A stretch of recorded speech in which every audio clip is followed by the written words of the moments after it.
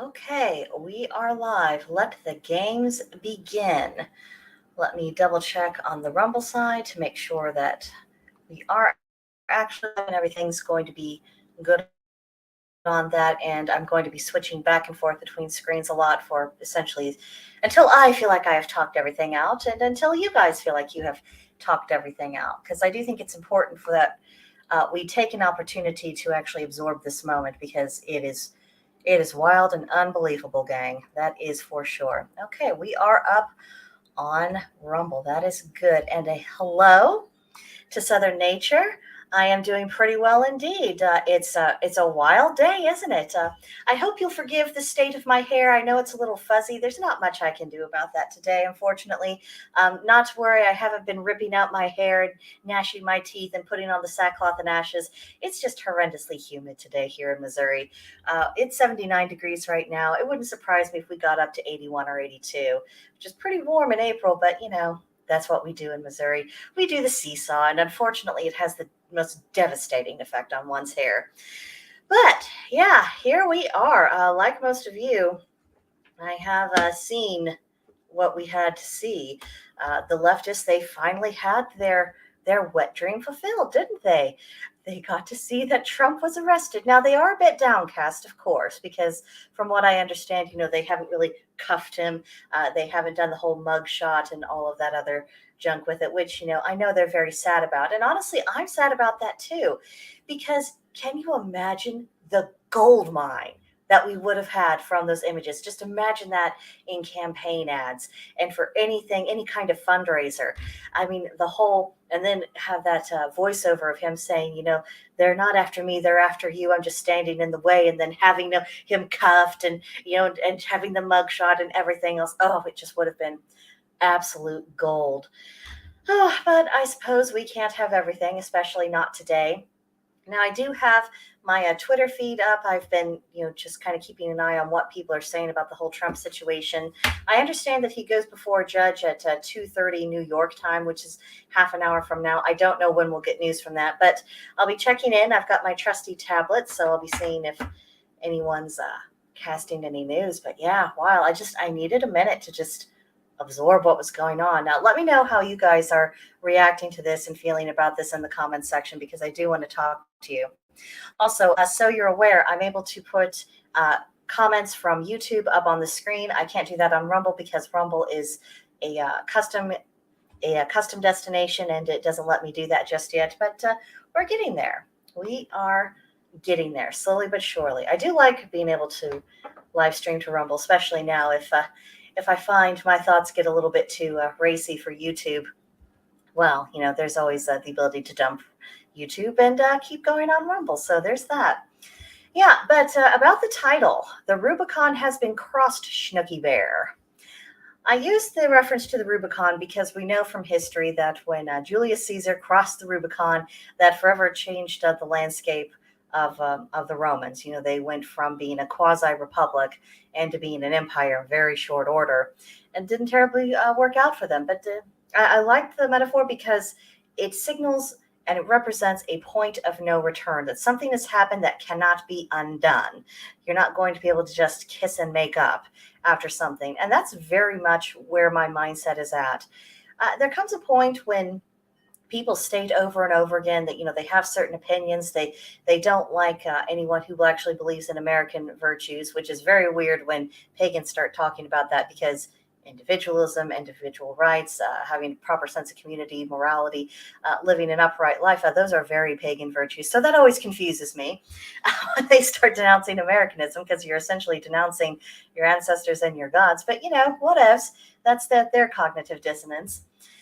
But yeah, it is amazing. It's amazing what is happening. I mean, this is historical, and I'm irritated about it because it isn't really so much about Trump the man or anything that he may or may not have done. And to me, the mental gymnastics, if you've been following how they even constructed this case, I mean, it is something to behold. I wouldn't be surprised if they're all dizzy and tied up into knots, because that's what you would have to do to try to turn an absolute nothing into this great big event. But, they wanted to do it, and so they did. But man, it just makes it so clear to me that the people who don't like this country, who don't want the Constitution, who they don't want to respect the rights and individuality of their neighbors, to the people who just want to impose whatever they happen to think is important to them on everyone else at any given time with impunity. I mean, they mean it. They really, really mean it. I mean, I've been convinced of that for quite some time, and I would hope anyone watching this has long since drawn their own conclusions. But there are times when it's just is so crystallized that they have gone to a place that, short of a major mental earthquake, they're not going to return from. And people have asked over and over, how do you put Humpty Dumpty back together again after all this? And my answer to that question is, I don't think that we actually do. And I know that it might be pretty disturbing for some people to listen to, but I don't really think that we do put this back together again. You can live and coexist peaceably, very peaceably, with even people with whom you disagree a great deal, if they are also willing to coexist peacefully with you. And that's not the answer that the left has been giving from us. It has been literally convert or die. Convert, or do what we say, bend the knee, say what we want you to say, do what we want you to do, or we burn down your business, or we vandalize your house, or we get you fired from your job or canceled from your friends, or thrown off social media. They want it all their own way. They haven't been negotiating for a very, very long time. Those who have tried to reason with them, they have been so frustrated because they are approaching the people who feel this way in very good faith. And I've been desperately trying to tell people it doesn't matter, because it isn't about finding common ground for them. It's about them imposing their will. And I think today makes it very clear they want to impose their will no matter what the cost. I mean, think of what a massively destabilizing move this was for the entire country today. This is not a small thing to just go around arresting presidents on, spurious charges, on things that, I don't even think an ordinary citizen, the most they would have gotten is, maybe a nasty note, from the tax service or some other bureaucratic institution saying, you misfiled this. Could you write it correctly and resend it? Maybe you pay a fine if, you were, a repeat offender for that sort of thing. But that's really where it would have been over and done with. And that's if there had been any substance to it at all. The fact that you're willing to destabilize the country on that pretext, it really tells me everything that I need to know about these people. And I find it very interesting that the Democratic establishment either hasn't leaned on this DA to say, this isn't really helping our strategy.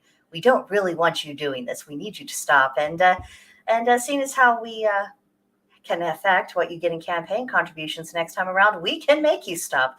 I'm surprised that if that hasn't happened, or if it did and he just ignored them anyway, because there is the possibility that some people are so blindly devoted to their cause of get rid of Trump, and they're willing to do anything that they'll even get in trouble with their own.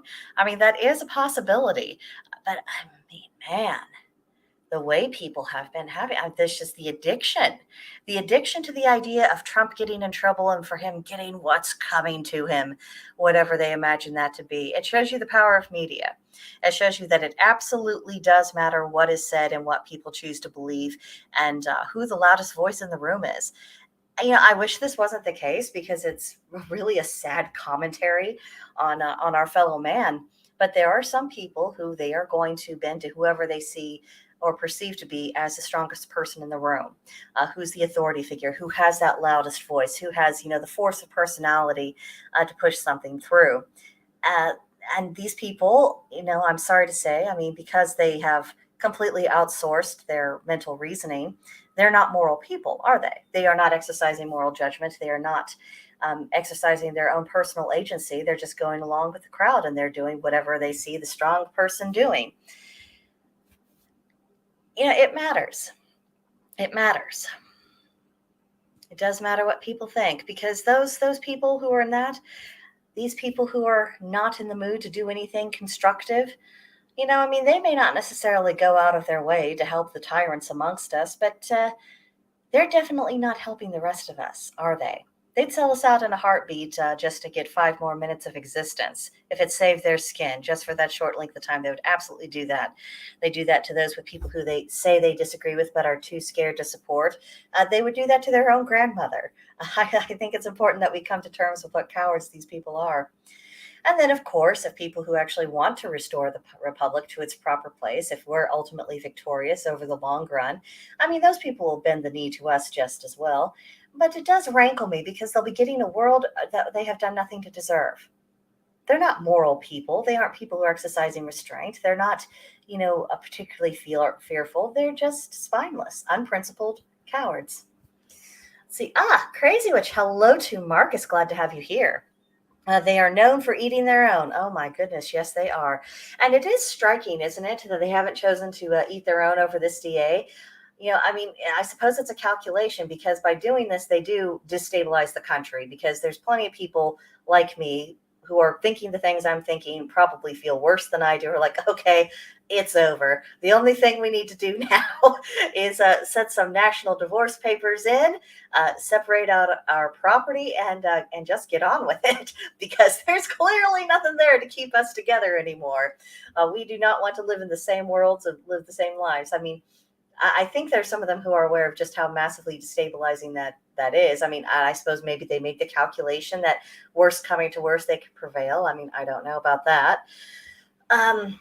They could have made the calculation that since the DA stubbornly plodded along, that, well, there's nothing to do it, but just back it to the hilt. And then whether it goes their way or not goes their way, they can make something of that. I mean, I think you have to give them credit. They can turn any kind of lemon into a lemonade for themselves. I mean, we have to at least grant them that much.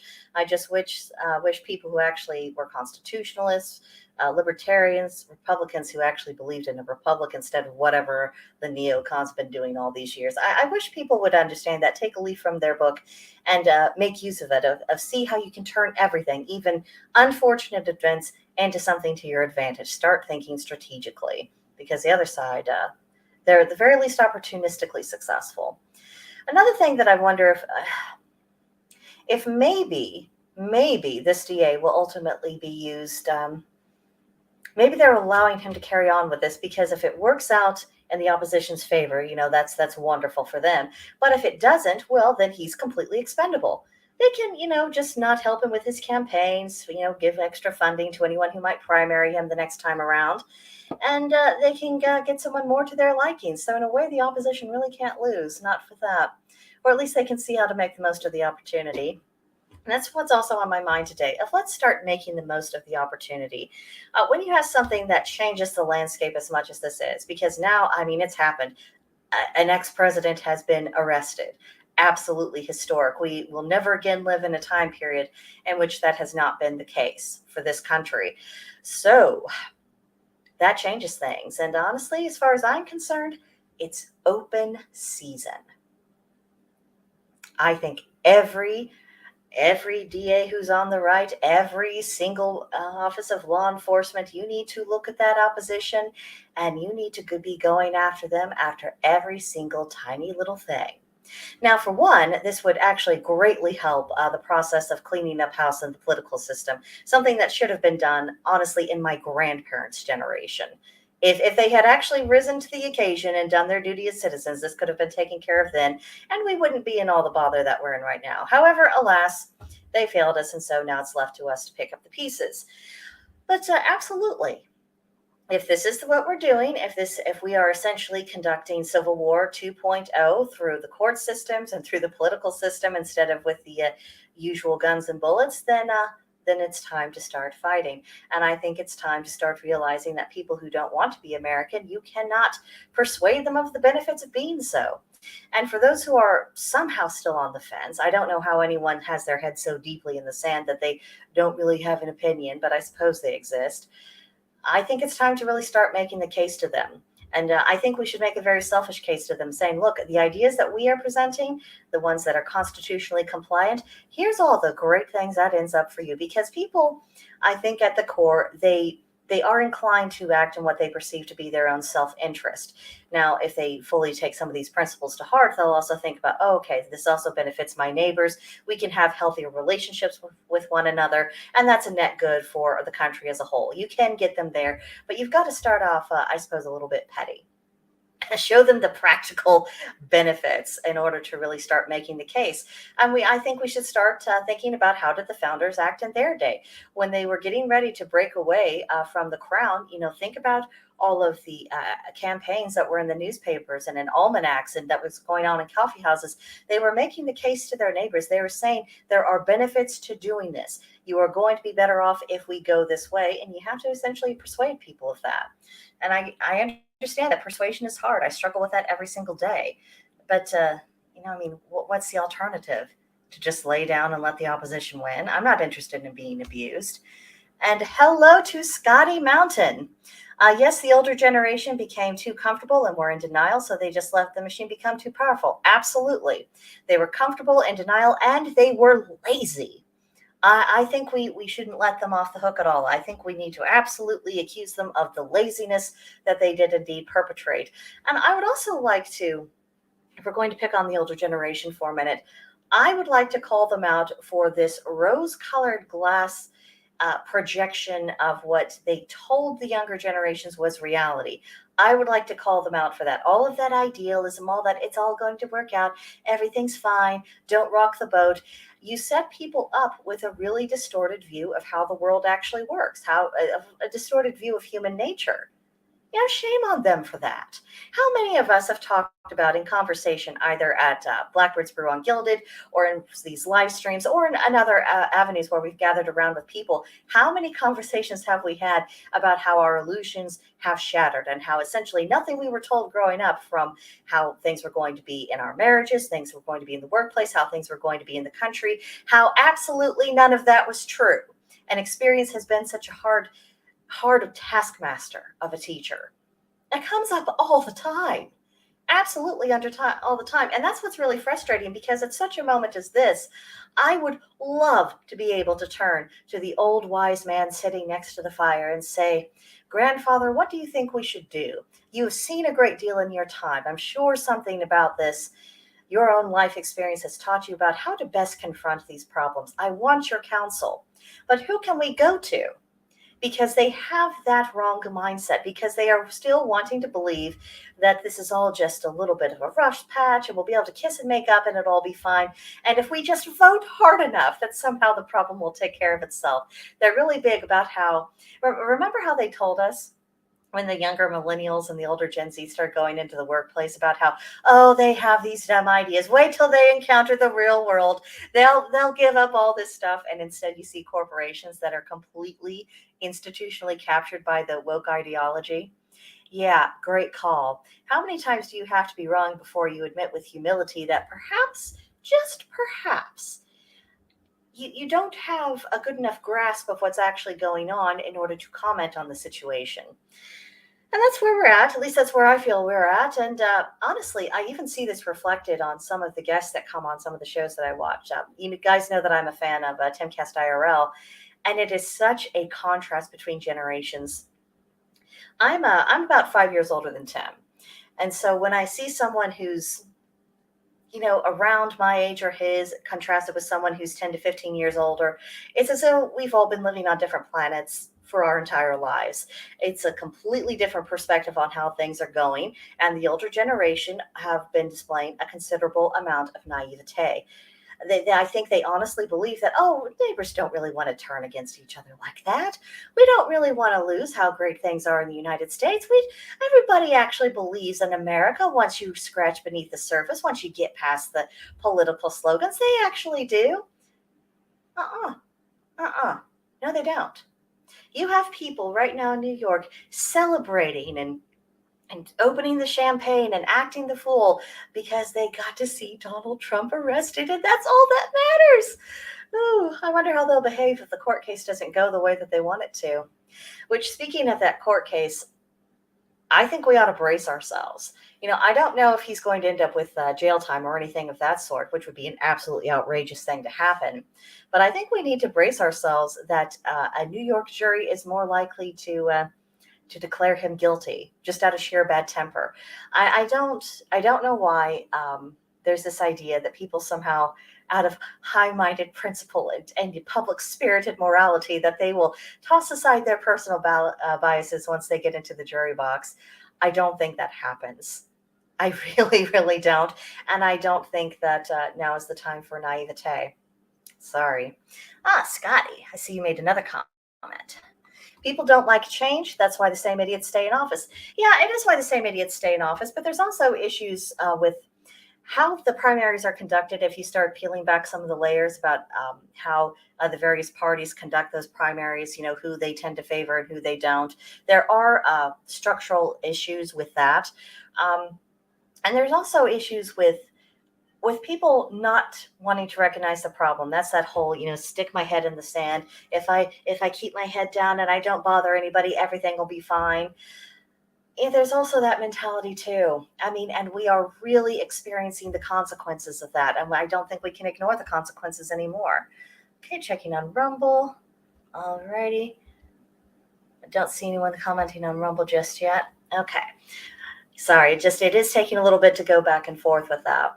Yeah, but let's see, where were we? I think what I will do is I want to go over, see what Twitter is doing for a little bit. It's been a little while since I walked in, and we're about 10 minutes away from when Trump is supposedly going before the judge. So I want to see if anyone has any thoughts of that. So hopefully you are seeing that screen now. Let's see. Oh my goodness. Here's an example of the naivete I was just talking about. Someone called Samantha Jo Roth. Oh, she's quoting Schumer. I see what she's doing. She's quoting Schumer, the dear old Chuckykins. He says, I believe that Mr. Trump will have a fair trial that follows the facts of the law. There's no place in our justice system for any outside influence or intimidation in the legal process. As the trial proceeds, protest is an American right, but all protests must be peaceful. Funny, do you remember old Chucky Boy saying anything like that during 2020? Do you remember him saying anything like that during the Kyle Rittenhouse trial? Ugh, what a fucker. What a fucker. I do hate him. Let's see. Breaking, the dry spell is over. Fake news media getting ready for record viewership during big Trump trail. Yeah, I'm sure that places like CNN are getting more ratings. I tell you what, they are the epitome of the person who killed the golden goose. All of these networks were utterly failing, as they deserve to do. I have no patience for legacy media, and while I know some people do like Fox News, I don't. They are just as big of a problem for us as the CNNs and the MSNBCs are. But Trump, he improved their ratings, no mistake about that. Let's see. Anything else? Anything else? I stand with Trump, as indeed we all should. All right. Not seeing a whole lot interesting there, so we'll go back to it after a while. But yes, we should all be standing with Trump. We should be showing some solidarity, and that includes his competitors for the next presidential race, even those who haven't declared. Ron DeSantis, looking at you, Snookie Bear. And speaking of that, one of the big impacts that this whole debacle has really had is that as far as the debate about who should be the Republican nominee, for me, that's really over with. At this point, I'm not considering anyone else but Donald Trump. DeSantis, Nikki Haley, Mike Pence, some old geezer who was on Tucker last night, who was scandalizing Tucker with some of his takes, saying, well, I don't think the government should outlaw, child sex changes, blah, blah, blah. I'm like, wow. Talk about voices we do not need. That old geezer was definitely one of them.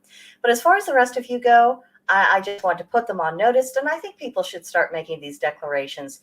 You don't matter. This is not the time for it. I don't care. I am not willing really to consider anyone else, because I think we do need the energy of Donald Trump going back into that office. If we can somehow get him in, overcome all of the fortification that is coming. If we can get that accomplished, then I want him to go in there, do the whole Schedule F thing that so many people have been talking about, which would enable him to fire members of the bureaucracy, just get rid of them all, sign those pink slips, move them out, just get them out, deprive them of power.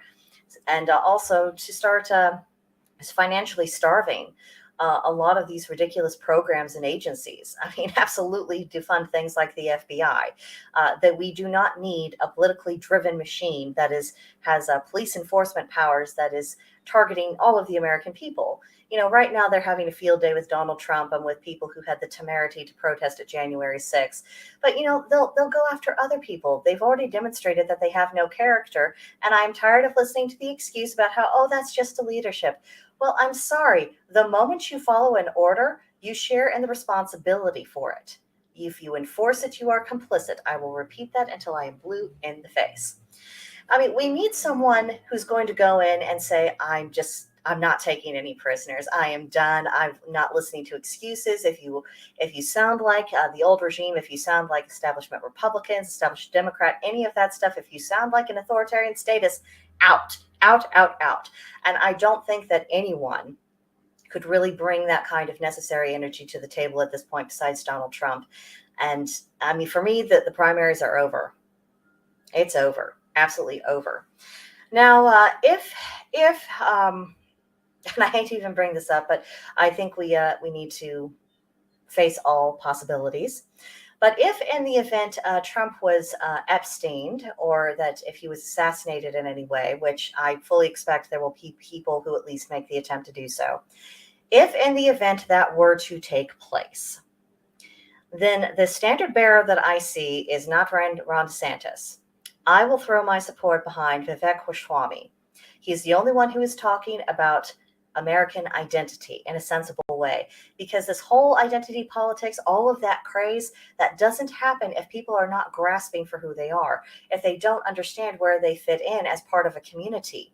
The weakness was pre-existing for all of those stupid, horrible ideas to take root in their heads. And the only way to really get past that is not just by criticizing the woke and whatever temper tantrum they're having this week, because their ideology, it changes with the wind.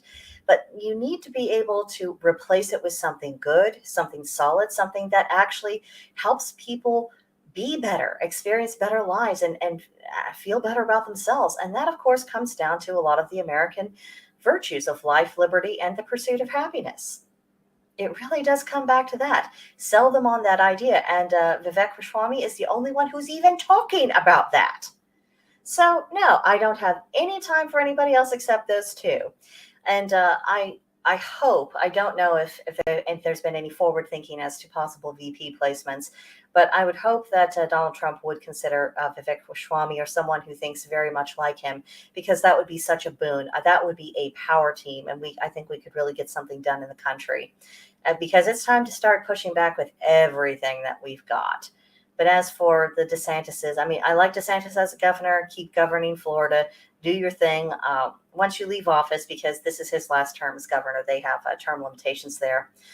Go on and be a public figure. Advocate. Talk to the other state governors, because you'll have a lot of experience under your belt at that point. Go make the case. Show them the roadmap. Talk to them. He could make quite a career out of that.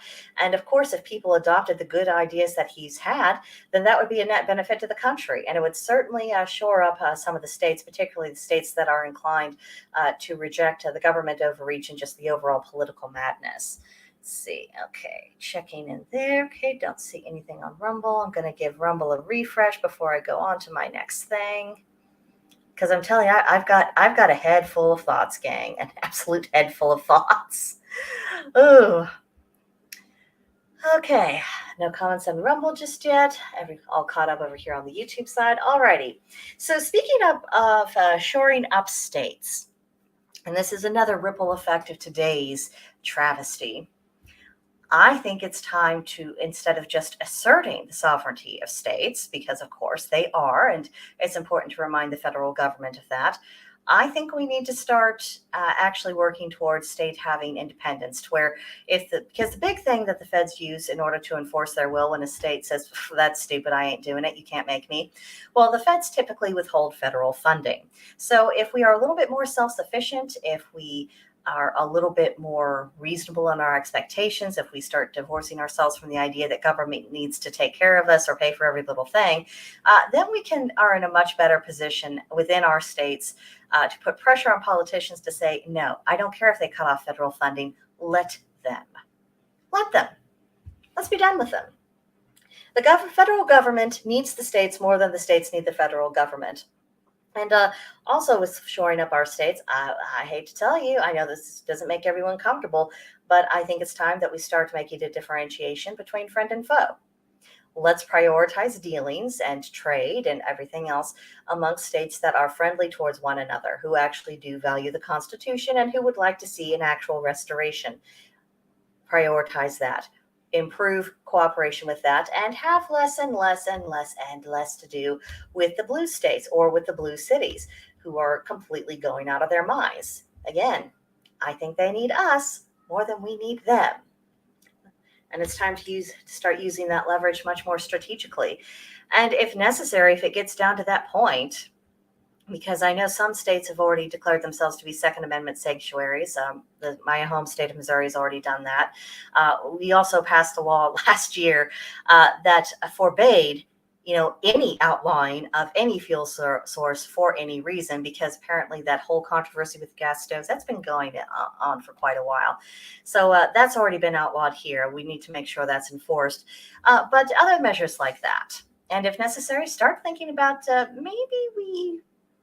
maybe we start having, I don't want to say closed borders, but certainly gated borders amongst other states, particularly those that are inclined to be quite unfriendly to our interests. Time to stop making terms with them.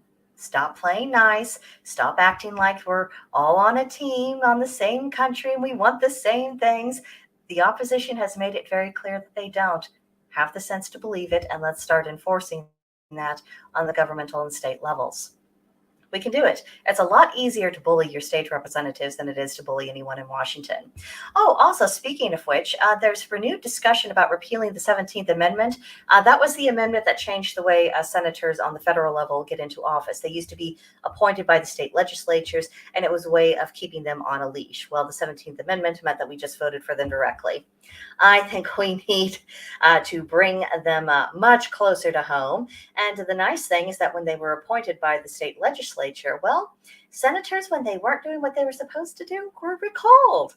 Wouldn't that be nice if we had some bozo in office and we could nag the state legislature and just say, oh, he's doing such a horrible job. He's not doing anything for us. And in fact, he's voting for policies that are highly detrimental to our state. Recall him. And then he gets recalled. And then he's not a senator anymore. And he gets replaced. Oh, I think that would be marvelous. Wouldn't that be nice? I think that that's something we should start absolutely advocating for. Because I don't really see a way for this country to go forward completely whole.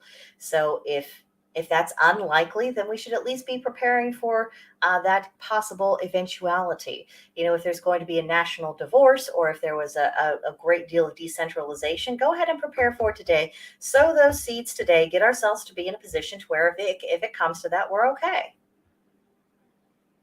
Instead of dreading it, instead of worrying about all the horrible things that might happen and all of the retribution, start making plans to secure your position.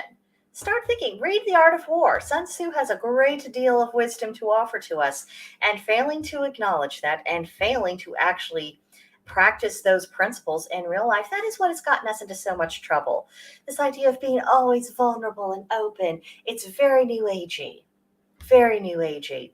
And you know what the New Agers all have in common? They're not very practical people. They have next to no understanding of human nature, and they certainly are not all that grounded in reality of how anything has ever worked.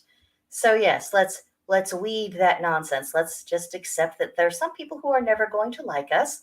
In this case, we would be referring specifically to the leftists who don't like anyone who is not a leftist. And just plan life accordingly.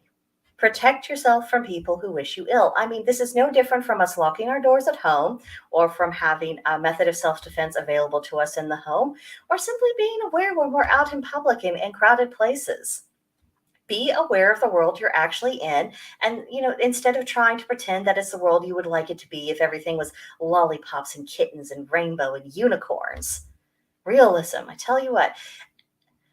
Let's see. We've got Bob's Guitar Studio. It's George Soros. Yeah, George Soros has much to answer for. I would like to see him brought up on charges of sedition and treason, to tell you the truth. But let's not pretend that it's just the fault of one man or any one organization of people. The way everything has fallen apart, it has very much been a group project. It has been a whole civilization that has neglected to take care of itself, that was so kind of with what it was, how immediate and actually think and teach. It is absolutely everybody's fault. I mean, yes, we need to deal with the bad actors, and we need to do that judicially. But let's not excuse the common man from the role that they've played. I really don't think that we should do that. Let's see. Also, speaking of options in response to all of this. Okay. All right, Rumble still looks clear. I would like to draw attention to something that Gandalf Freyson brought to the Gilded group. It was a quote from Rowana Seymour. Let me bring that up. He's working on creating a meme to spread this message around. Sorry, I didn't have this already pulled up. My bad. Okay.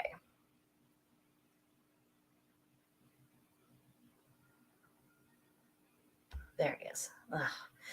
I'll forget my own head next. You see the heat's getting annoying. Loading. Okay, so the quote reads, "Every patriot should realize what New York does to Trump, they will do to us if they get the chance," as with the January 6th patriots. While the rest of America is suffering from storms and destroyed communities, all they want to do is destroy the biggest patriot in the country, protect us from China and other enemies. All patriots should completely boycott New York and everything associated with it. Thank you, Gandalf, for bringing that to the group. And absolutely, I don't think that we should have dealings with New York or honestly with any blue areas at this point.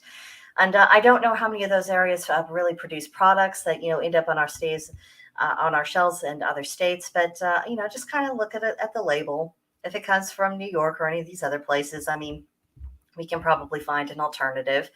And also, I think we stop being so afraid of what these people think. I mean, there's such a case of misplaced snobbery that's emanating from the coasts in our country. If you're in New York or if you're in California, apparently you are the wings upon which we all soar. You are the bright ones, the creative ones, and anyone who amounts to anything either goes to one of those two places.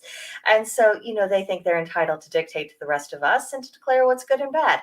What absolute nonsense. They're not better at us. Have you seen some of the things going on in their states? I don't care what religion or what non-religion you are. They're doing plenty of things that are absolutely abhorrent. Things that are pretty common to pretty much any system of morality or ethics. They are doing all of those things. Of course, we shouldn't have anything to do with them. But of course, that would require having judgment. And that's another concept that I know people aren't necessarily comfortable with. And I can only urge you, please become comfortable. It's got to be done. You've got to be able to tell the difference between good and bad. It's just not going to work out well for us if we don't. All right, now I am refreshing the Twitter. Else, because there's more people are thinking of it. Now, if they're actually scheduled, and I don't think courts typically are, Trump should technically be in front of the judge right now. Okay, here we go. Got a tweet that reads, "This is totally political. Everyone, I don't care what party you belong to. You should be terrified about what's occurring right now to Donald Trump. You may be next." Agree, but I don't think we should be terrified. I don't think this is the time for fear or even the time for blackpilling. I think this is a time for realizing that this greatly simplifies the situation. Now, for those of us who are pagan, I think we are familiar with the idea of the phoenix rising from the ashes. Well, you don't rise from the ashes if something didn't burn down first. So right now, things as they were, the former status quo, that is being burned down. And what happens next is that emergence of the phoenix. Now, the opposition, they have nothing to offer but more ash. But people who have better ideas, we actually do offer that potential rise of the phoenix. And I would love to see Donald Trump lead that. And I certainly hope that is within the cards. I don't think this is a time for fear. I think this is a time to be resolute don't get scared, learn. Like what was said in Ayn Rand's novel Atlas Shrugged. She had this character, and she kept telling herself, "Don't get scared, just learn." Now, unfortunately, that character wasn't able to use that to bolster her courage enough to make it through. But it's still a sensible. It's still a sensible principle.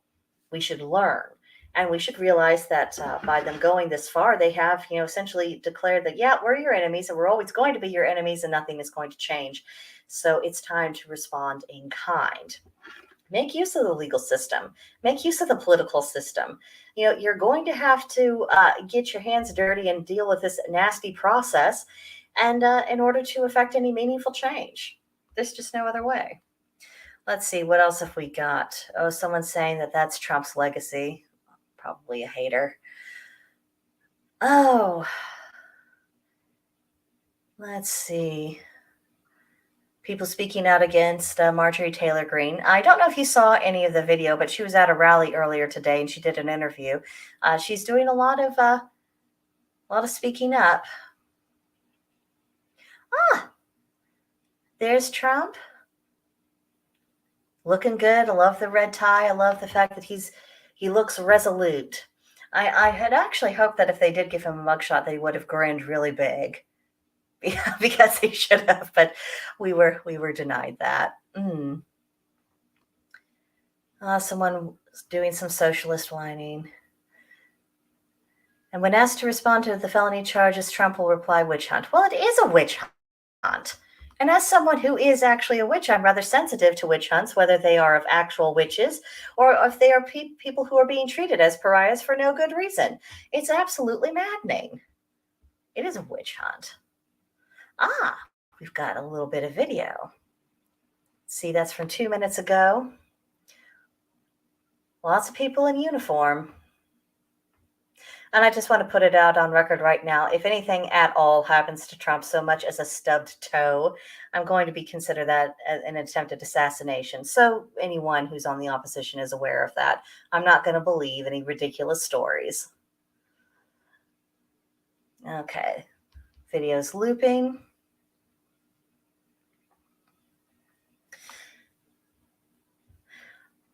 Now here's a meme. I like that. They're trying to say that people who are supporting Trump, saying that this was a really horrible idea to arrest him, are somehow hypocrites, saying that, oh, you wanted to arrest the Clintons, you wanted to arrest Obama, you wanted to arrest Hillary, and now you don't, and suddenly that makes you a bad person. What absolute rot.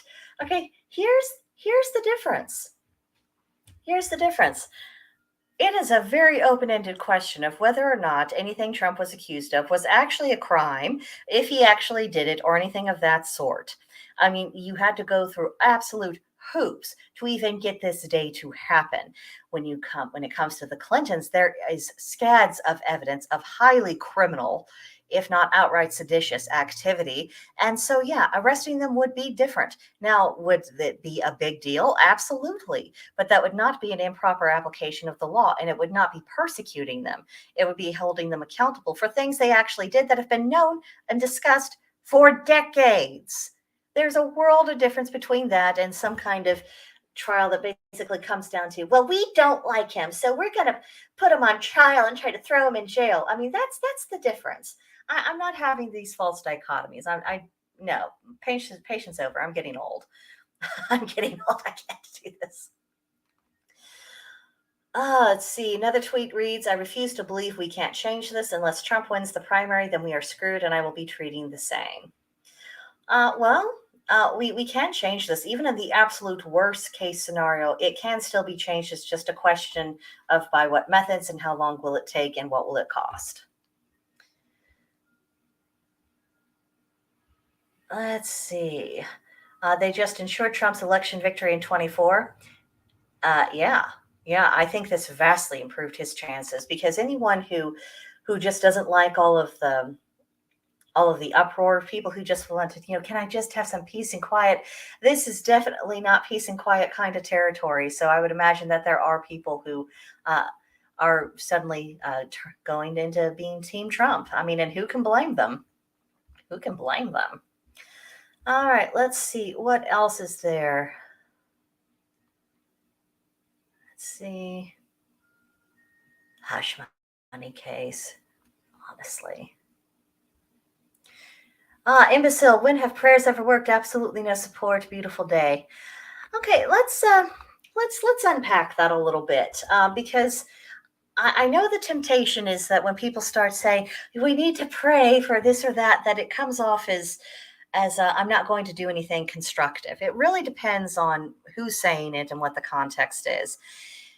Now, if you are the sort of person who works in harmony with your prayers, then I don't think there's anything wrong with calling for prayer, because prayer can bolster the spirit. And if, like me, you are actually a believer in a deity and you are seeking out aid from deities who could actually be of help to us at this time, and rendering them honor and asking for their aid respectfully, then that is doing something. That is setting the stage. That is helping turn the tide on the energetic level.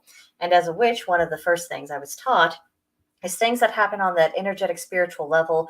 That is the first step before they manifest into reality. So I'm not going to mock people who are calling for prayer in that context, particularly if they are also then doing their part, getting up, putting pressure on politicians, protesting, engaging in boycotts of these people who absolutely hate us. That is very constructive. I think the most powerful thing you can do is to combine mortal and divine action. And of course, you can ask for that divine action through prayers. Now, the people who are saying, oh, all we can do is pray, and, they're giving up and they're not going to do anything, and they're just looking for an excuse to bend the knee and surrender, those are not the helpful people. And I would just like to say, for the cowards and the shirkers and the people who are essentially, they're going to obey whoever ends up in power. If you are not going to actually choose a side on a principled stance and make decisions and do something helpful, then be quiet.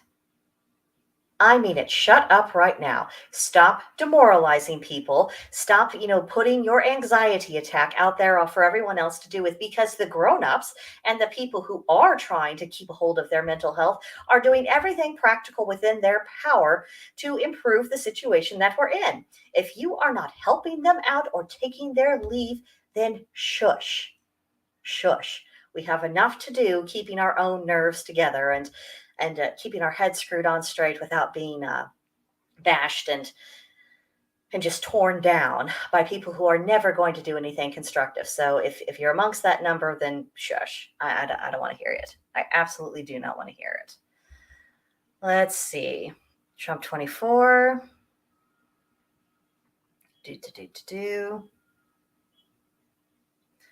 Arresting Trump still leaves 74 million angry voters. Doesn't it just? And here's the thing, and I'm going to phrase this carefully because I'm also streaming to YouTube as well as Rumble, is that regardless, just the way that the 2020 election was conducted under unusual circumstances, and the fact that even if something was legal with all of the ballot box harvesting and such like, it is still extraordinarily bad form that does not reach the level of what I think a normal American would consider fair play, as an appropriate standard in civic life. There's something that is making people, it repels them on a cultural level as well as a moral level. It isn't just about legalities. And I think that's good to point out, that the complaints about the election, it isn't just about the minutia of the legalities and who's allowed to do what under what circumstances and who does the counting and, how do we, deal with objections and all this and that. It really isn't about that. It's about people saw that things were not conducted on a level that we would consider to be properly American, and we hated it. So just tossing that one out there. Okay, sitting in the courtroom for the historic arraignment. Someone's calling MTG a loser. I don't know. I mean, she's a little woman and she's showing up in New York where everyone, absolutely detests her, and she's speaking up. That's certainly more than we could expect of Mitch McConnell or of Kevin McCarthy. Just throwing that out there.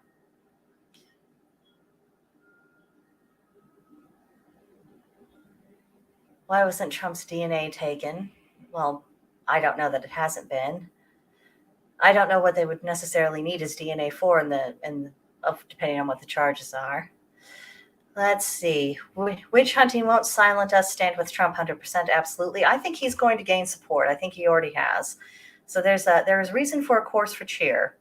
And just because things are a bit dark today, and something that we did not want to happen at all has happened, that doesn't mean that all is lost or that there is not a way forward. It just means that things are simpler and that the fighting gets a bit meaner. Let's see. As I watch everything happen, I go from feeling numb to feeling a painful weight on my heart. I can distract myself and find some happiness, but I know they are mere moments. I'm happy to see Trump in chains, and I did receive my first paycheck in a whole year. I'm glad this person is finally gainfully employed. I have questions about whether or not their previous lack of paycheck had anything to do with the lack of their own efforts. But, I don't know that person. I don't know. But happy to see Trump in chains. Don't be so sure, because I think it should be open season. And I know there's going to be calls saying, oh, let's not do that. But I'm saying, oh, yes, we should. We should absolutely respond in kind. And hello, Ro. Thank you for joining me, sweetheart. Glad to have you here.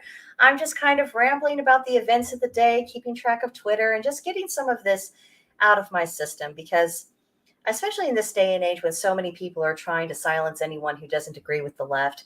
I mean, just that pressure that gets built up from not speaking, it just becomes overwhelming sometimes. So we are talking today, and I want to shout out everyone who's been commenting and having a back and forth conversation with me so far.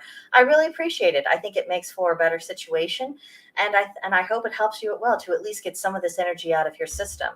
Because as we talk things out and work through the emotion of it, that means our thoughts are going to be way clearer for strategizing what to do next and how to help people who are a bit further along with those strategies. It all helps. Okay, let's see. Anything else? These are the people that are taking Trump as a political prisoner. These are communists. Yes, they are. Yes, they are. It is absolutely beneath contempt. See.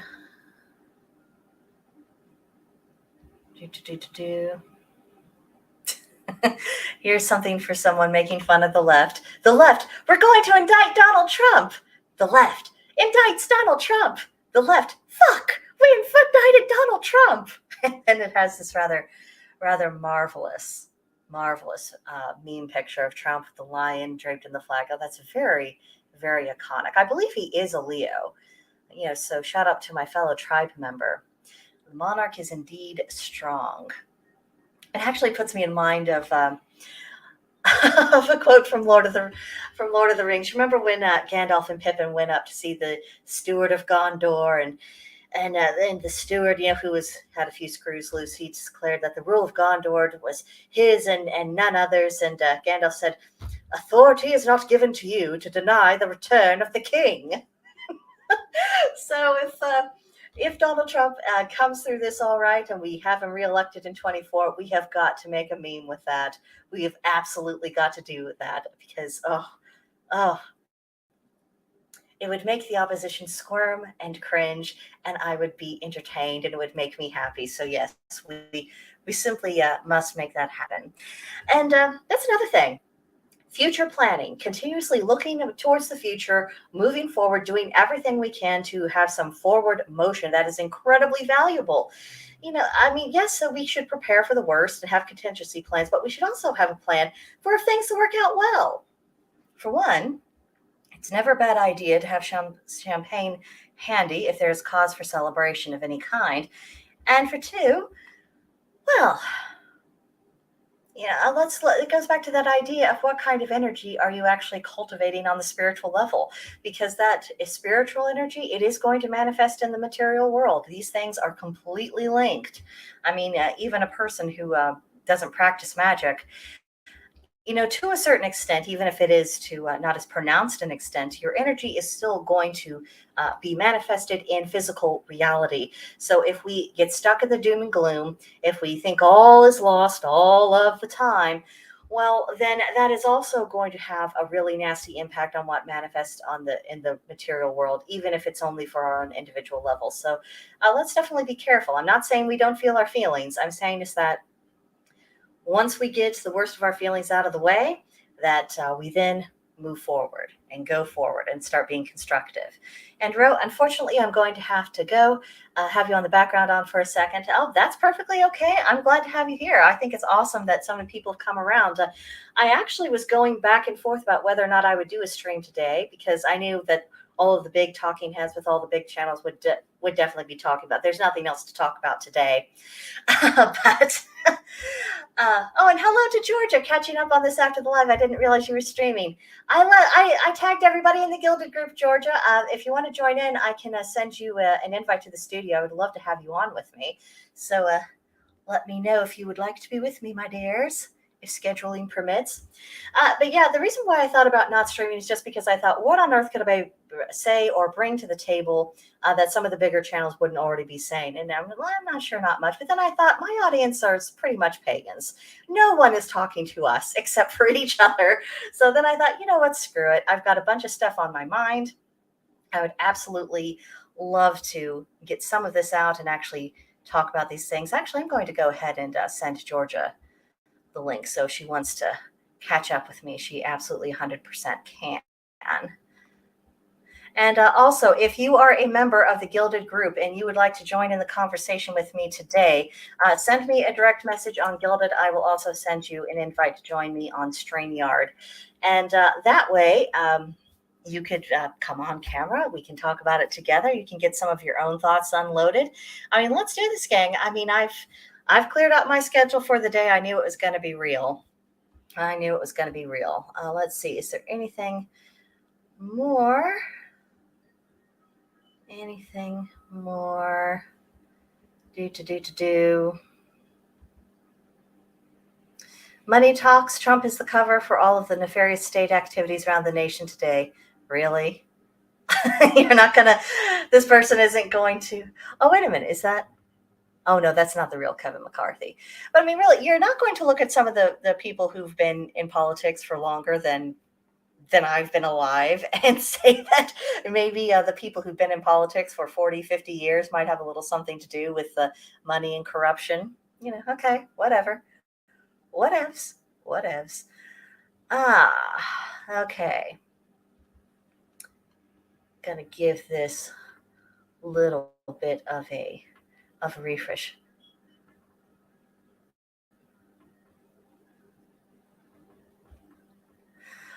Heard from George again. Yeah, I was recording, but I'll catch up. I never miss. I hear it. Yeah, there is so much to talk about today, and I cannot wait to hear what you come up with on your recording. Gang, Georgia, she has a channel on Rumble as well as YouTube. It's Wicked Conservative, and we're helping her build things up on Rumble. We're both of us are doing that right now. I do think that Rumble's going to be the way of the future, especially since things are what they are. I just don't see that in the run-up to the election that the censorship is going to get less. I mean, I think we'll be mostly okay on our channel. Elon is such an improvement over what we had, and it's going to take a long time. Oh, do I see Georgia? Hi, girl. Yay! Hey, girl. You get the invite. You got to come. There you are. That's right. Oh, yeah, I'm so glad. Oh, I'm feeling my oats. I'm like, yep. I'm just gonna. Oh, you can't hear me? No, I can hear you now. I can hear you now. Yeah, we're riding, but I was like, oh, you know what? I will pop in and say hello to everybody and let everybody know that, you know, Briganti's out here doing her thing and she's always moving. So when I'm behind the 8-ball on things, I feel like such a jerk. So I had to come and say that I can't wait to get back and hear what you were talking about on today, the day of arraignment. I've been venting my spleen a little bit. I got out my file. I've been sharpening those claws, mixing those nasty people a bottle. I was just explaining to everyone that the landscape has forever changed. I mean, this is a point of no return, and unfortunately, there are some people who used to be our countrymen who don't want us to be their countrymen, and we just got to start adjusting to that reality, and accept it for what it is and move forward on that basis. But where have your own thoughts been taking you? I've been wondering, is Georgia mad? Is she sad? Or is she just like, let me at him? Let me at him. Where have you been at? I'm ready. I'm really ready because, honestly, we talked about this a lot on the back end. America isn't ready to accept the downfall of the due process or the judicial system. And I think they needed a wake-up call. They needed to see this happen, and it's happening. So I hate to say I'm a little bit happy about it. Well, it's not so much that you're happy that the poor man's being persecuted, but it's like things happen in a way that they did not move forward before. And thank goodness for that, because we've talked about what would really wake people up. I don't know how to reach them. I'm like, well, the Democrats just provided us, and for people who've been sitting on the fence, I'm like, you're out of blood for us. You remember that old joke, there's a flood, the police comes by to the old man's like, sir, let me take you. He's like, oh no, God will save me. And the people come by in a rowboat, come on, George, like, oh no, God will save me. And then he's up on his roof of a helicopter, like, Mr. Robinson, please take the rope and let us save. He's like, God will save me. And then he drowns. People, you're getting your helicopter now. Please take hold of that rope and make the most of it. Yeah, and if we could take this, bad apples and turn it into a learning event, I think we'll all be better off. But I think that's where it's heading. Uh-oh, am I breaking up? No. You're good. You're good. I got it, and I said anyone who was part of the Gilded group that they were welcome to come on too. So I'm making sure that we don't have anybody waiting for us in the wings. But yeah, you're good. Excellent. Yeah, so I hope that everybody pays really close attention. I hope that they take the time to learn about the process and what's going on, because there's a lot of misinformation going on right now. So the more that you learn from this, the better off we're all going to be, in my opinion, of course. Oh, 1,000%. Well, and how often have we talked about education being the key to advocate for our beliefs? Because I think we all have a sense of what it means as a feeling to be an American. But when it comes down to the nuts and bolts of okay, how do we make this work in practicality? That's where we really fall short. And, I understand that a lot of our teachers let us down. A lot of our parents let us down because they thought everything be hunky-dory forever. Madness. But, now's the time to say, okay, well, I'm going to claim my agency. I'm going to learn. I'm going to find out what they should be doing. I'm going to contrast it with what's actually taken place. And then I'm going to make myself heard. Yes. And, I say that experience is the best teacher. So the fact that we're all experiencing this together at the same time, I can't say that it's just my personal experience or your personal experience. Everybody's going through it. We're all watching it. So I think that it helps the people that said that this was a problem for a long time too, because they weren't taken seriously until now. Yeah. Oh, I hope they're doing a victory lap now, saying, "I told you so. I told you so. I told you so." Let me hear it. Let me hear it. Acknowledge I'm right, because they've earned that. They've done the groundwork for so long. I feel like let some credit where credit is due, and that kind of brings something up I've been toying with about, not spending as much time, listening in a serious way to people who are clearly out of touch with reality. Yeah, well, we've got a lot of those nowadays, don't we? And unfortunately, their voices right now are so loud that we almost feel like we're background noise at the moment. But that's all going to change when we're proven right again. Oh, yeah. Well, and I think this is actually scaring some people, which, it should. I want them to get past that scaring and do something productive, of course. But I do think that it is useful for them to have this moment of unbridled fear and realize, just how vulnerable they are. Because it used to be, This happened in other countries, the ones that we were better than. Well, are we better than them today? Because I don't feel like it. No, but we have the potential to be. And if we don't let ourselves relinquish the rule of law, if we don't fall into anarchy, we'll stave off the delay, or I would rather say the inevitable change of regime. So, if we don't slip into anarchy, if we hold on to some semblance of due process, justice, the law, that we can save the republic. But if we allow this to just go bananas, then anarchy will reign. Yeah, anarchy or communism, or who knows? We could see a return to monarchy for all that, for all we know, the way things are going.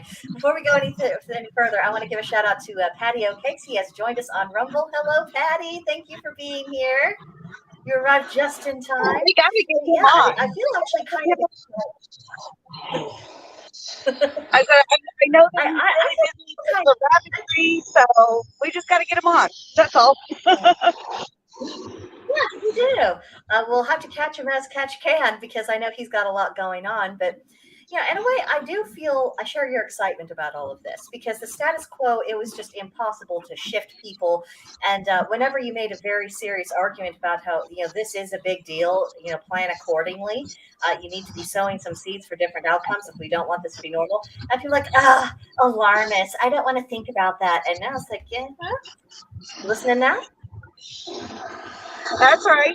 And we've been talking about it for as long as I can remember. Get prepared for this day. Know what you're going to do.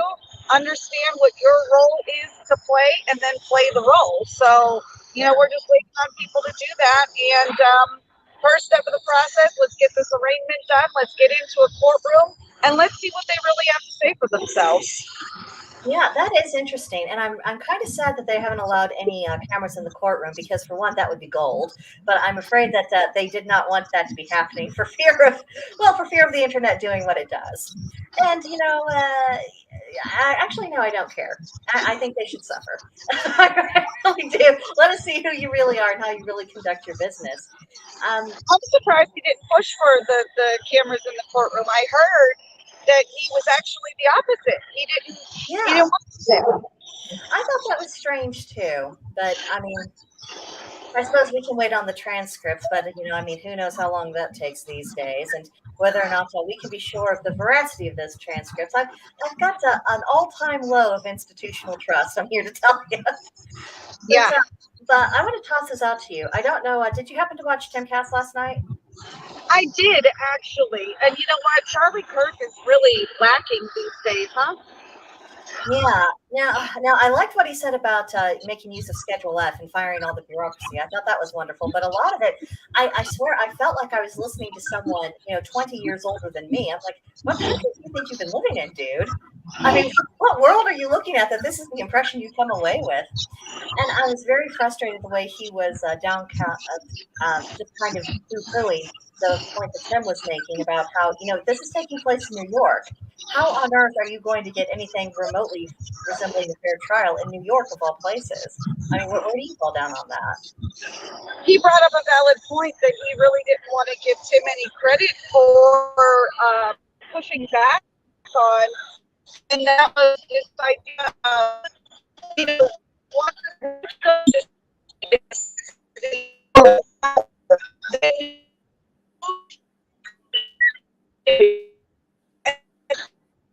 was the reason federal government was to aid state for state issues.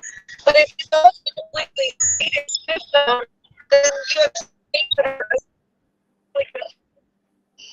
and that's where we're at. So we need to put the state back on, I think, that order of operations. And he was very good at explaining that. Yeah. Well, you are breaking up a little bit, but I think I'm catching the gist of what you've been saying. I do think that at the very least, people have got to come to terms with something that's going on in the court system. just because we're not in a particularly good situation anymore. And I mean, we would all like to live in a country where, if we're up before a judge for any reason at all, they're not thinking about what we do for a living or, we lost Georgia, gang. I'm sorry about that. But you can tell that her internet signal was kind of going away towards the end. But if I can get her back later, I absolutely will. But yeah, we would all like to believe that if we go before a judge, that they're not going to care. That the only thing in question will be, has the law actually been broken? Is there enough evidence that's been brought to bear? Are opposing counsel conducting themselves professionally and properly within the bounds of the law? Is the jury actually upholding the law? That should be the only consideration. And the reality that that's not the country we're living in. I mean, it's a rough deal. It's a rough deal, but the ability to figure going to so much and down the road. Okay. I'm on Rumble. I'm looking at Patty's Pollard games. This type of stuff should be public. Weird how we televise Freedom Day, January 6th, but not Trump trials. Oh, I know, right? And then he goes on to say, I don't know why it's double sending my chats. I hope it's not too confusing. They're trying to keep Georgia from speaking. That's right. Georgia is being persecuted. That's no good. I disapprove of it too. Patty, I don't know, but Rumble is not showing your chats being doubled on my end. So I don't know why it's doing it for you, but thankfully it's not causing confusion on this end. And again, I'm just so glad to have you here and keep me company as well as everybody else. It's a big, big day. Well, let's go back to Twitter for a minute, see if there have been any updates, because surely they will have convened by now and have something to say. I mean, it's just absolutely. And it's loading. All right. Oh, I swear. What I would give for just faster computers. All right. Leftists being cranky.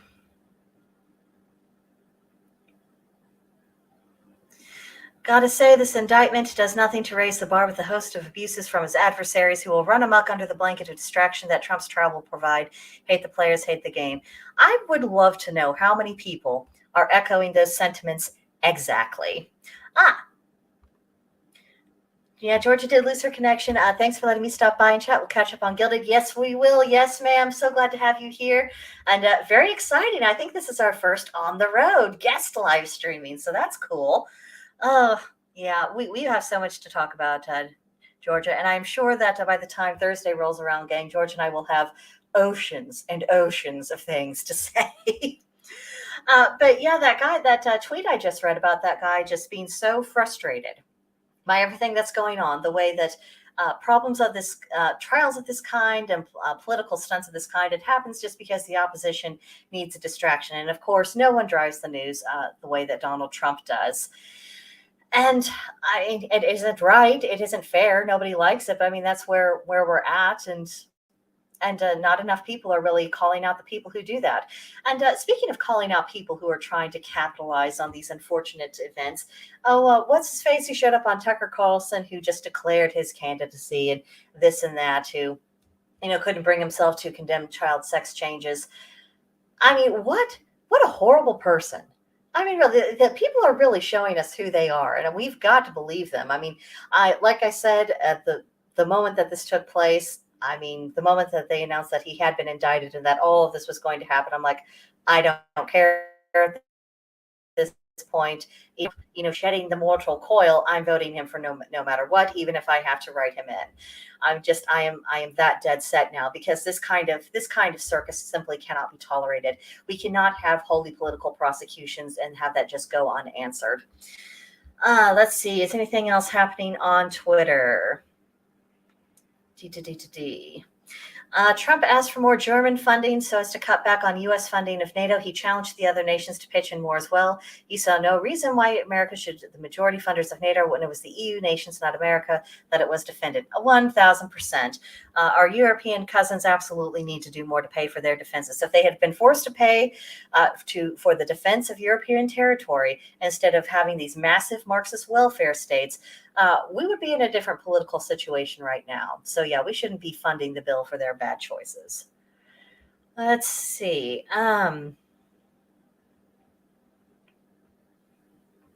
Oh, this is horrible. Look at this take. And it should happen to anyone who engages in the activity alleged in the 34 counts of the indictment against Donald Trump.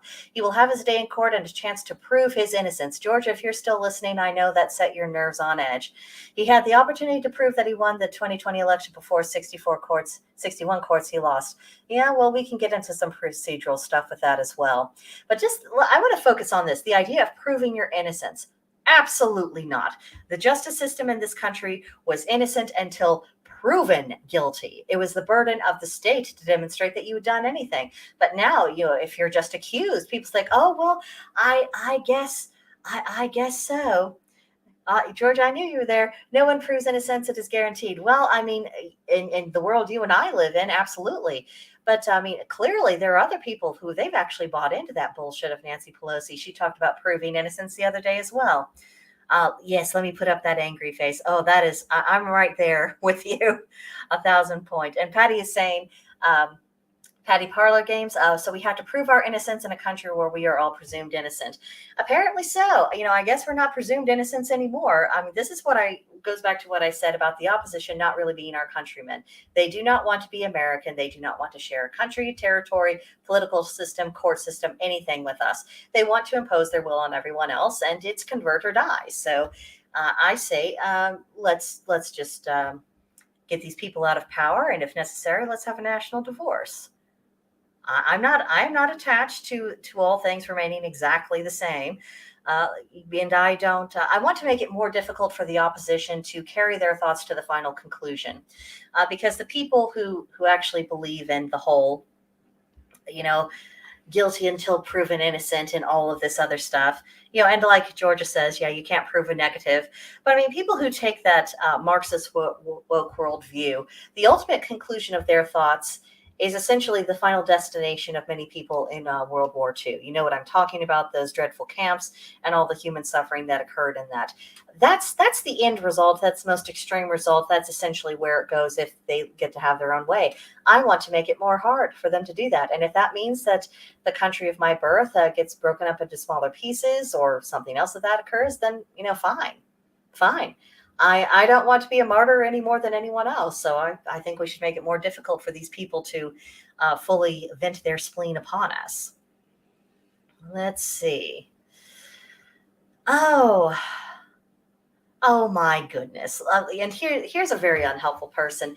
Trump's going to jail? Maybe, but he is definitely going to hell for adultery. That is in the 10 Commandments. Hell, hell, hell. Why are Christians so silent about this? Pick and choosy asses. Hell. Gosh, I guess that person never read the Gospels of Jesus. I think he talked about forgiveness a little bit. And that brings up the whole thing of people who have this strong belief in hell. And it goes back to that impulse. They want to impose and enforce what they beliefs upon other people, and the idea of wishing someone in hell. I mean, think about it. I am not a fan of adultery, as anyone would know, and I've explained many times to my husband that in the event of any adultery on his part, well, it would be very sad that I would have to plan his funeral. I mean, that's how I feel about it. It really is. But even in the case of something like that, severe marital infidelity, the ultimate betrayal in such a personal relationship, to wish them an eternity in hell, you want someone to burn for all of eternity? I mean, as it's one thing for someone to receive punishment for their mistakes, if we're going to go there, but for all of eternity. I'm sorry. As much as I hate adultery, even if I was a Christian who actually believed in hell and all the things that went with it, I couldn't go for that. And Georgia says those holier than thou are going to have a sad heaven. They're all going to be all up alone in there. Yeah, I mean, I'm reminded. I'll tell you this blows away a few cobwebs. But if we're going to talk about their scriptures, there's that one where people crying, Lord, Lord, didn't we prophesy in your name and expel demons in your name and perform many powerful works in your name? And then the Lord says, get away from me, you workers of lawlessness. I never knew you. I mean, if there's any substance to their beliefs, and if at the very least the deity they're worshiping them is determining what their afterlife is, I'd say their chances of going to hell are probably a lot higher than anybody else is. I am just saying. Patty has some more things to say. A lot of the only way of fixing this is a lot of what you said on your video this morning. Build strong local communities that focuses on their shared values and ideas rather than what makes them different. 100%. You can only build based upon commonalities. I mean, even in our own pagan group, we are united in the fact that we are pagan, but we are still very different. So I've been trying to attract more people to the group so that the people who incline to be eclectic, the people who mainly work with the Celts or the Nordics or the Greeks or whatever it is that you're into, that you can find someone who's on that same wavelength and have a little moral support from them. And then Patty goes on to say, could you imagine Trump calling Stormy a horse face while on the stand? Yes, I can imagine that. And I think it would be freaking hilarious, which is another reason why it's very sad we don't have cameras in the courtroom. And we've got Amanda in the house. Welcome, Amanda, my love. Proof that not all Christians are actually Christians. Boy, isn't that the truth? Isn't that the truth? I mean, imagine if we got back in the habit in society of measuring someone's behavior against what they claim their beliefs are, and then making an assessment of where they actually fall from that. This acceptance of labels at face value, I've always thought that was madness, but as time goes on, it just becomes more and more apparent why it is. Let's see, 2 minutes ago, Trump indictment, reportedly 34 felony counts of falsifying business records. Let's see. D. People bashing on Trump on Twitter. D.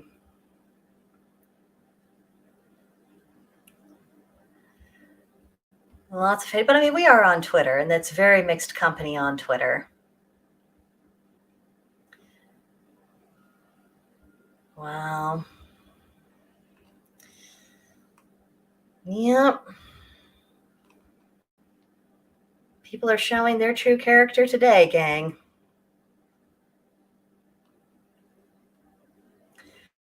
Doing a little refresh.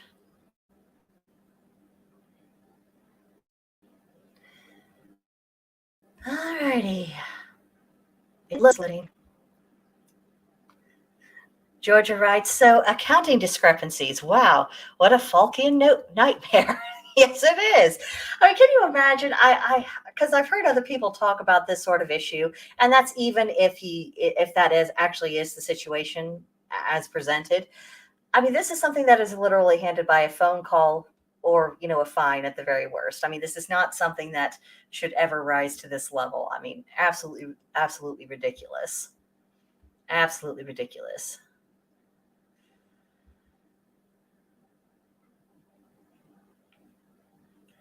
See, Melania failed to join Trump in NYC for his arraignment, but MTG and George Santos were there for him. They are the GOP. Let's have a moment of defense for Melania. If my husband has been doing great works to try to help the country, been acting in the very best of interest, doing the very best he could to the best of his ability, and his reward for all that was to getting crucified, and he was having to show up in court for some ridiculous charges. I asked myself, do I go there with him? Because for one, that's exactly the question I'm asking Georgia. Why would she go? I'm thinking, for one, if my husband was being treated so badly, I have a hell of a temper. I don't know if I would be able to behave properly in court and be able to compose myself enough not to completely go off the rails. I don't know if I would be able to do that. Or maybe she's actually being there for their kid. I mean, does anyone think about that? Maybe the mother is, prioritizing, making sure that her kid is okay. I mean, yes, he's growing up, but I mean, for most of what he can remember, I mean, his father has been absolutely pilloried, by people who detest everything he's trying to protect. I mean, you can't tell me that's been easy on Barron Trump. So I think there's a lot of good reasons why Melania wouldn't be there. And Georgia says, I wouldn't. That would make it look like I was participating in the shenanigans, or I'm with you, I might lose my stuff. Yeah, exactly that. And of course, I think it is important to not look like you're participating. And you also don't want to, because people have always criticized Melania's composure. She has a very calm, very reserved face. A lot of that has to do with where she was raised in Europe and what's culturally normal there. It's a lot more reserved. It's a lot more composed. It's very dignified.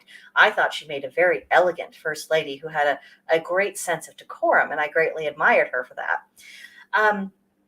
But people, anytime she had a neutral face, they would say, oh, she's angry, or oh, she's sad, or anything else like that. I mean, just not wanting to give the opposition any fodder just through your supposed body language. I could see that would be a good enough reason not to go and participate. I mean, that's just me. Let's see. And I have Marcus and Rumble. Awesome job, y'all. Love the stream. Best commentary and coverage out there. Well, thank you, Marcus. Thank you very, very much. I hope to be worthy of that compliment. I do try my best. And of course, people coming in and talking with me, that just makes everything a lot better. Let's see. And Amanda says, he's going off to war. Should family be in tow? Seriously? Yes. And thank you for bringing that up, because that's the point I've been making this whole stream. We are in a civil war. It's just being conducted through politics and the legal system rather than, punch, shooty bangs. I mean, that really is the only difference. I mean, and absolutely, if, men go off to war, they don't take their wives. If both members are in the military, you do not have them serve in the same unit. There's reasons why you don't do that, because it doesn't make sense. I think that's an excellent point. Shout it louder, shout it louder. Let's see, what else have we got going on here besides ridiculous? Bragg should be indicted, immediately lose his law license. Terrible person. Certainly unprofessional conduct. I mean, can you imagine? I mean, what made him think that this was a good idea? I mean, I suppose he might think that if I'm the man who took down Trump, why then I've got a career and then maybe I get to be president. Ooh, I have seen Bragg speak, and I'm telling you right now, that is not presidential material. AOC has a better chance, and I don't think that anyone in the establishment Democrats actually trust AOC, and with good reason. She is dangerous, though. Let's see. Hatred Trump can lead to blindness. Yes, it can. This was posted from Truth. Heading to Lower Manhattan, the courthouse seems so surreal. Wow, they're going to arrest me. Can't believe this is happening in America. MAGA, absolutely. I think we should start filling Twitter and other social media platforms filled with the MAGA hashtag. This is a very safe way to express support. And hello to Gandalf. Thank you for joining the stream. We have Gandalf on the Rumble side. He says, on Rumble, I see up to 23 acknowledged viewers since a few when I first got on. That's absolutely fantastic. I'm very excited about that. And please, everyone, don't be shy. Join in the conversation. I am loving the back and forth that we have going on here. I'm going to take a brief second.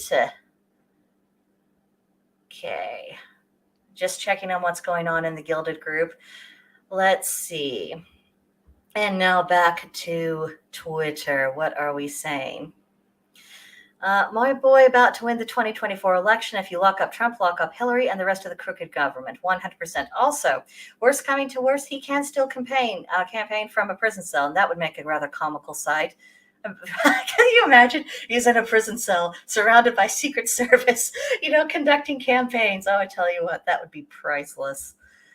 Oh, but I mean, it has happened to leaders before.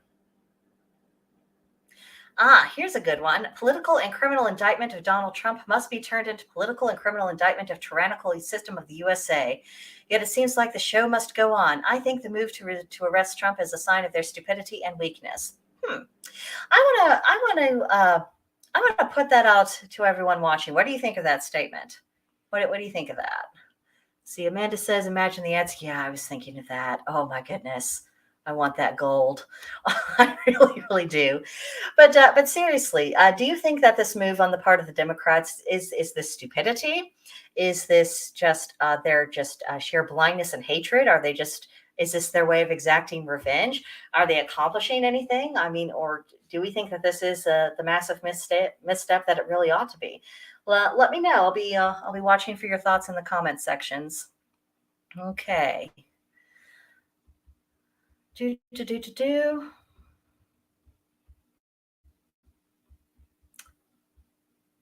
Oh, someone posted a sinking ship. Well, enjoy it while it lasts. Yeah, I do find it odd that the Trump arrest and what's going on isn't trending higher, but you know, we have a lot of lefties on Twitter. As much as they complain about Elon, they wouldn't dream of abandoning the platform.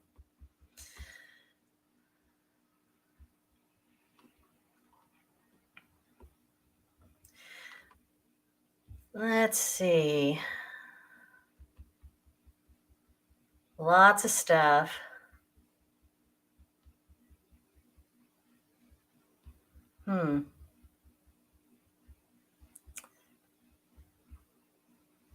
Yeah, pleaded not guilty. Well, of course he pleaded not guilty. He didn't do anything wrong.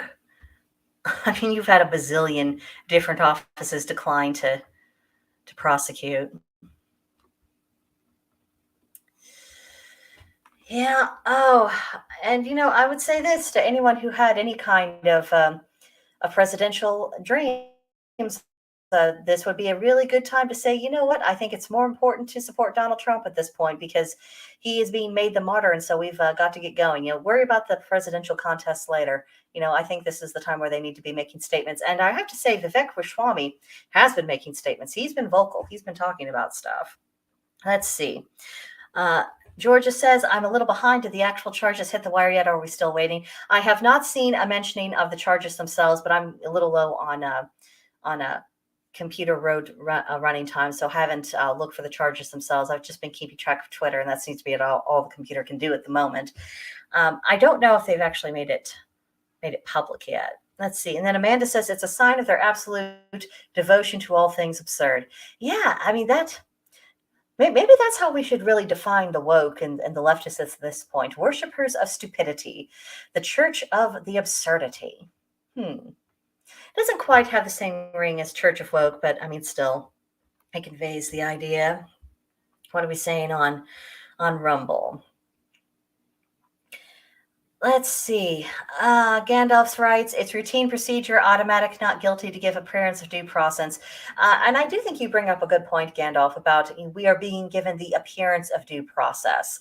I mean, the Democrats, that's how they like to wash a lot of their really dirty laundry. They like to have the appearance of having done things procedurally and the appropriate way and obscuring what's actually going on and making the conversation about something other than what it is.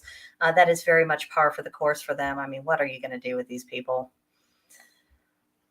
I mean, I have ideas, but none of them are very nice. Let's see.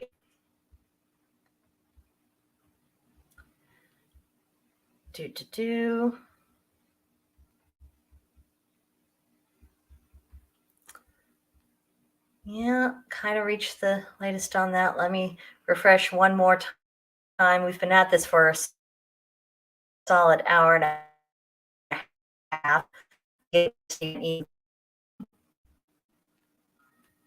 Okay, loading. I'm sorry for how slow this is, doing the best I can with the technology I've got. Here is a very, very good one. It reads, this isn't about Biden. The left is using him, but will gladly replace him. Yes, they will. Trump is attacked by establishment, both parties and leftists, because he represents the American people who are disdained by the elites. DeSantis doesn't represent those people and isn't a threat. Yes, I find that I am absolutely concurring with that particular thing. And Amanda says, the left have taken their seats at the Mad Hatter's table. Yeah, only they don't look half as good in the Mad Hatter hats. Oh, but yeah, they are absolutely off their rocker there.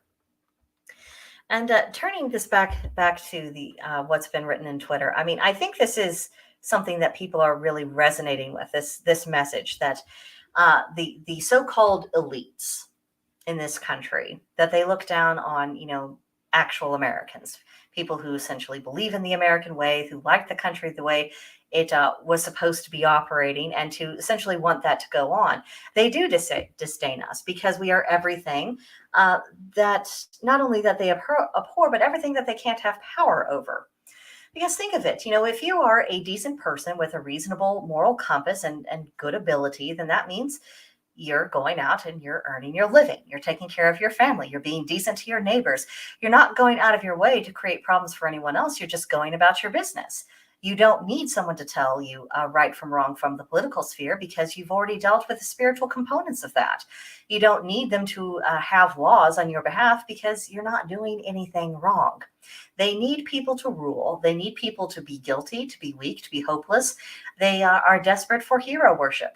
And then instead of actually doing anything heroic or worthwhile, they just want to get the worship. They want the unearned. That desire for the unearned is very palpable. I wish that more people would read Ayn Rand, because she talks a lot in her books and her essays about the desire to have the unearned and just how cancerous that is.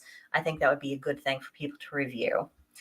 Okay, back to the tweets. He is my president, Heart Trump 2024. Absolutely. Absolutely. If anything, he's much more prime president today than he was yesterday. Oh, dang. The genuine mugshot reproduced on t-shirts, maybe a limited number edition, each signed by Trump, could have been used to raise campaign funds in excess of the total proceeds obtained from the sales of Hunter Biden's paintings. Exactly. That would have been fantastic to see. Oh, I mean, the capitalist in me is really irritated about this. I mean, they denied us something awesome. And what a meme that would have been. Oh, it would have made things fun again. Let's see. Free Trump? Absolutely. I hope every Democrat or Democrat voter rots in the pits of hell someday for their support of what happened to Trump. I think they should certainly suffer. I think they should be forced to live in the society that they are advocating for. And I think they should feel the effects in their own lives. I don't believe in hell, so, not in the Christian hell in the sense of perpetual punishment. But I don't think that, even the worst kind of crimes are something that deserve to be punished forever in a fiery pit of torment. I just don't. I think there comes a point when justice is satisfied for any crime. Let's see. This time Trump is innocent and will be proven. They just want to indict him so he doesn't win the election in 2024. Trump is a better president than Joe. I mean, yes, but I mean, honestly, my cat would be a better president than Joe. Let's see. Going about our business is our best offense. In a lot of ways, yes, because that cultivation and planting seeds for a worthwhile society, that actually is the best offense. And when we have power of actually applying the law properly against the people who are trying to destroy the country, I mean, that's also a necessary step. Necessary step. Let's see. Is anything going on Rumble side? From Patty's Parlor Games, I saw a tweet that said, with all of this going on, don't forget that Trump hasn't any set of stairs to trip him up today. Very true. Very true. He has not tripped up the stairs, unlike our dear leader Biden, who can't seem to put one foot in front of the other. If Biden was not such a horrible human being, if he was not in the presidency, and if he wasn't used as the puppet for all these lunatics to destroy our society. If it wasn't for all of that, I would feel some compassion for Biden. But look, he's an instrument of evil. I mean, I don't think we could put him on trial at this point because I do not believe that he's mentally competent. But I mean, just he's being used for an abject evil. Horrible, horrible, horrible.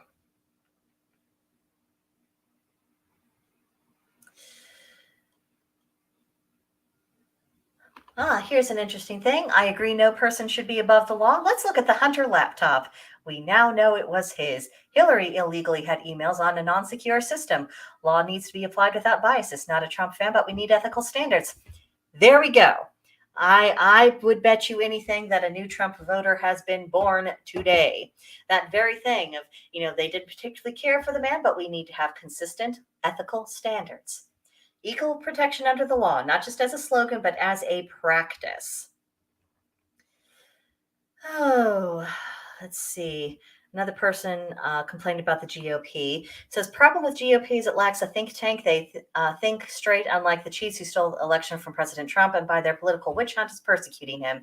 Most distressing. If GOP does not rally behind Trump, that could be its end. Distressing. Distressing. Oh my God. I mean, it isn't sad or distressing. It's outrageous. It's horrific. And it means that it's time for the people within the GOP who are operating in this completely non-strategic manner to be replaced. I mean, that's what part of what this is really boiling down to is that we are having to push the boomers out of power. They like their positions. A lot of them act like if they, as long as they have their jobs and their power, then they'll never die. Well, I'm here to tell them nature's going to take its course on you the same as everybody else. No matter what you do, no matter what title, position you have, no matter how much money you have in the bank, no matter what, it's going to happen.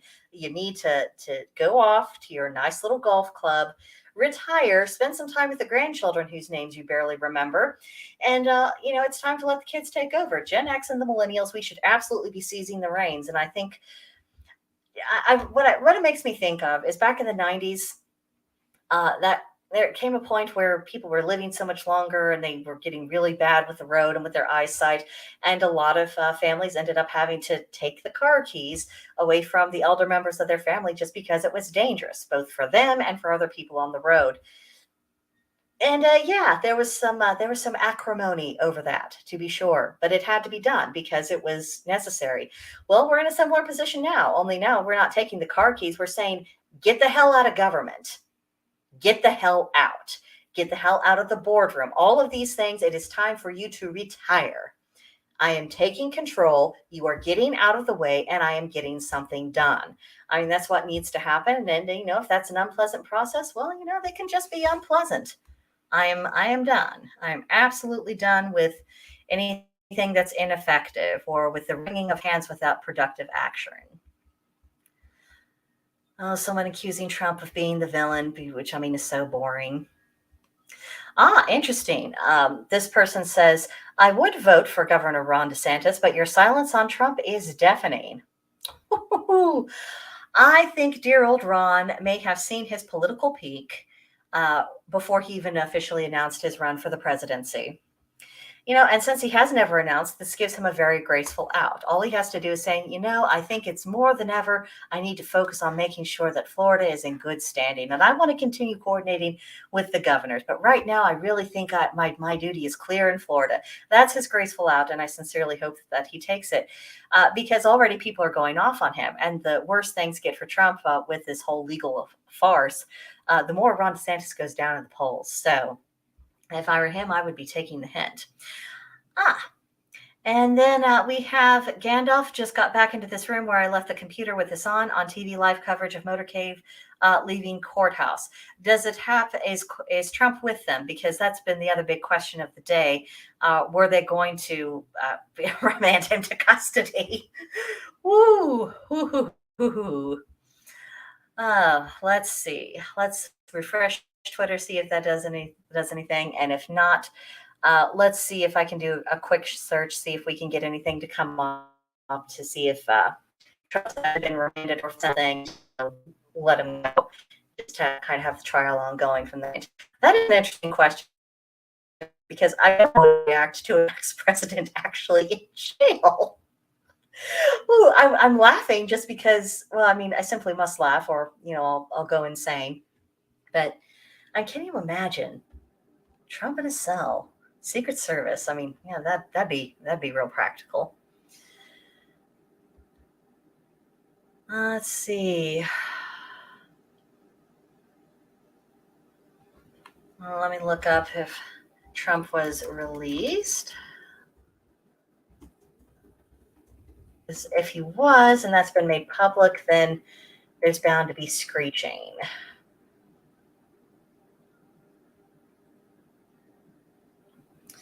I'm not seeing anything about that, but apparently, according to these tweets, while President Trump was in court, the Ninth Circuit Court of Appeals just awarded President Trump an additional $121,962.56 in attorney fees from Stormy Daniels. Order just released. Total due from Stormy now totals $671,962,056. Holy cow. Whoa. Let's see. This was from 6 minutes ago. His lawyer said he would be indicted and convicted in Manhattan as they were incapable of a fair trial. He said President Trump's best chance would be an appeal of the verdict. I rather concur. It's difficult to imagine New Yorkers not convicting him. Eric Trump just posted this on Truth Social as President Trump was leaving the New York courtroom. Breaking. And that's the thing about the Stormy Daniels stuff. So if anyone is watching and has their Truth Social up, let me know if that's confirmed. Let's see. Has Trump been released from court? Let's see. Well, that's doing its thing. Amanda says, I think DeSantis was playing mind games all along. He never intended to run, but it was fun to see them squirm for a bit. I mean, it's possible. It certainly raised his national profile. So if he intended to make a run in 28, I think that makes it much better for his chances. People will know who he is and they'll have some familiarity with his work. I mean, perfectly possible. I think that's very, very plausible. Let's see. And from Gandalf, glad they rushed Trump in, then out. I had eerie flashback of when I was a little kid watching them transporting Lee Harvey Oswald. When someone stepped from the crowd and, got rid of him at the time live on TV. I'll be honest. Yeah, I have been concerned about that as well. If we would have a moment like that, just because it is vulnerable, him going from place to place. And worse, we have so many lunatics out there who think they would be fully morally justified in doing such a thing. And you never can tell what they might be doing. So I'm glad that we seem to have avoided that. Okay. Live updates, that was 2 hours ago. Let me see if anything's going on YouTube, because I know that a lot of my favorite commentators was... Oh, Georgia's stuff. Georgia's video. Georgia's video premiered and I wasn't there to watch it. I feel so bad and guilty. Let's see. What have we got? Updates and reactions. That's from the Rubin Report. By the way, Georgia, if you're still watching, I love the title of your video, Star Witless. That's pretty good. Let's see. I'm not seeing Trump court. Let's see. I just want some information. He's pled not guilty. Last hour. I have to say, I do love this capability with StreamYard, letting you see what I see. Let's see. Trump under arrest, surrenders in court, 55th anniversary of MLK assassination. I didn't realize it was the 55th of the MLK assassination. Let's see. Trump walks into court. CNN declares that's an angry Donald Trump. I mean, we simply have to ignore how the opposition characterizes these things. Absolute madness. Okay, well, I am not seeing anything new from those quarters, and we've been going on for almost 2 hours, so I'm going to start wrapping things up. So I guess we will go ahead and hit the 2 hour mark, just because we can, because we're having a companionable afternoon. So I guess this is where we're at, gang. It'll be interesting to see where things go from here, because it is a very awkward thing to navigate from this point forward, just as much for the opposition as it is for us, because as much as we see the screeching and the melodrama from the opposition, there are people amongst them who are a little bit more calm, a little bit more measured. They think far more strategically. They have horrendous goals, but they are capable of thinking rationally to achieve those goals. And I'm wondering what they are making all of this. The ones who know better, the ones who are like, I don't know about that strategy. Don't think that was very smart. I think that would be very interesting to be a fly on the wall in some of those particular circles. Not the true believers, not the lunatics, but the people who are simply after power and are using, the current political insanity in order to gain that power. I'm very, very interested to find out exactly what they make of all of this. I mean, aren't you? Do they think it's a mistake? Do they think that, from now on, no matter what happens, it's going to look icky for them? And of course, I mean, the Democrats have got to know that there's going to be more people who are not going to be able to be moved I mean, just electorally and, as far as cooperation goes, I'm sure they're getting all sorts of nasty feedback from a wide variety of state institutions saying, you're out of your damn minds. You keep out of our state and you keep out of our business. They have got to realize that they are starting to limit their options as to who they can actually appeal to and reach. Now, the zombie horde that they have, that they're going to continue on zombieing. I mean, they've eaten so many other brains that, it's rotted their own. So I don't think they have any real concerns with their base because their base is thrilled. And even if they don't get a conviction, or if Trump is released, or if he's let off with a fine or whatever else, if something doesn't go their way, the base won't care because, here's proof the system's rigged against us. That's horrible. Look at these terrible Nazis. We already know how they're going to behave. And so do they.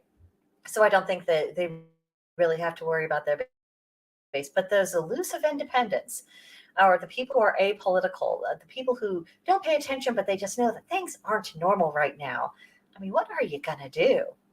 Because right now you have, the Republicans, libertarians, conservatives, constitutionalists, everyone who isn't a Marxist pretty much saying, this isn't cool. For one, you had to do a lot of curly cueing with the law to even bring these charges. For two, this is not something that was serious to begin with. And for three, you are breaking over 200 years of precedent. For what? A personal vendetta at the end of the day, for emotional fulfillment, which is, more proof that we live in a very gynocentric society. Women will do absolutely atrocious things if we get that emotional payoff, if we feel like we got one over on them, on, whoever it is we're an enemy against. I'm sorry to say that's part of how we are wired. Revenge is not really a problem for women. And certainly when we are in a state where we are emotionally driven, the manner in which that revenge is enacted also doesn't particularly manage to those who are doing it. But what is going to be the net gain? And I find myself having that hiccup of a thought, because let's say that they throw Donald Trump actually in jail. Well, that's going to throw the country completely up in arms. Now, the only reason they would want to do that is if they think they could exploit that kind of stability, quash the rebellion, and then have total power and be very, very happy from there. Well, I'd like to quote Princess Leia and say, the more you tighten your grip, the more star systems will slip through your fingers. Americans don't like this sort of thing. I mean, and even the ones that aren't political, and even the ones who aren't too bright, they still don't like what's going on right now. So you're making it a lot easier for people who think like me to appeal to the undecideds. I'm just saying. I don't know what the plan is. I do not, but I do think we'll look back on this and think, well, no one's really seemed to think that through.